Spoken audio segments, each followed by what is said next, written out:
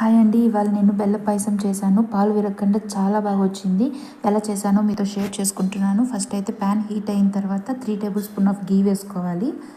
గీ బాగా హీట్ అయిన తర్వాత జీడిపప్పు, బాదం పప్పు వేసుకోవాలన్నమాట. ఫస్ట్ జీడిపప్పు, బాదం పప్పు బాగా ఫ్రై అయిన తర్వాత ఎండుద్రాక్ష వేసుకోవాలి.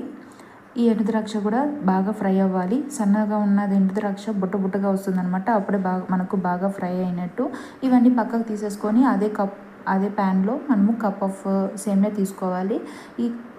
ఇది బాగా మిక్స్ అయిందనేసి పక్కకు తీసేయకండి. ఇలాగ గోల్డ్ కలర్లో వచ్చే వరకు ఫ్రై చేసుకోవాలన్నమాట. తర్వాత బెల్లం తీసుకోవాలి. బెల్లం మనం సేమియా ఏ కప్తో తీసుకున్నామో ఆ కప్తోనే బెల్లం తీసుకోవాలి. 1.5 కప్ తీసుకున్నాను. 1 కప్ ఆఫ్ సేమియాకి అండ్ 1/2 కప్ ఆఫ్ వాటర్ పోసుకోవాలి. ఇది బాగా బాయిల్ అయిన తర్వాత కొంచెం థిక్ క్వాంటిటీ వచ్చిన తర్వాత స్టవ్ ఆఫ్ చేసేసుకొని పక్కకు తీసేసుకోవాలన్నమాట, వడగట్టేసి. తర్వాత పాలు నేను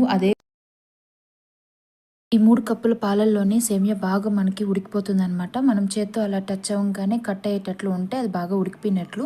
తర్వాత మనము 3 స్పూన్స్ ఆఫ్ షుగర్ వేసుకోవాలి. ఇట్స్ ఫర్ టేస్ట్ అనమాట. తర్వాత ఫ్లేవర్ కోసము 2 ఏలక్కులు వేసుకోవాలి. డ్రై ఫ్రూట్స్ వేసుకొని బాగా మిక్స్ చేసుకోవాలి. మిక్స్ చేసుకొని వెంటనే స్టవ్ ఆఫ్ చేసుకొని దీన్ని 20 to 30 మినిట్స్ రెస్ట్ ఇవ్వాలన్నమాట. రెస్ట్ ఇచ్చిన తర్వాత ఓపెన్ చేసి చూస్తే ఇలా ఉంటుంది. ఇప్పుడు బెల్లం వాటర్ పోసుకోవాలి. దీన్ని కూడా వెంటనే మిక్స్ చేయకూడదు అనమాట. 5 మినిట్స్ అలానే ఉంచేసుకొని తర్వాత మూత ఓపెన్ చేసి చూస్తే ఏదో ఇలా ఉంటుంది. చాలా బాగుంటుంది అనమాట. పాలు అస్సలు విరగవు.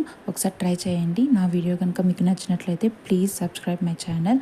Bye and see you the next video.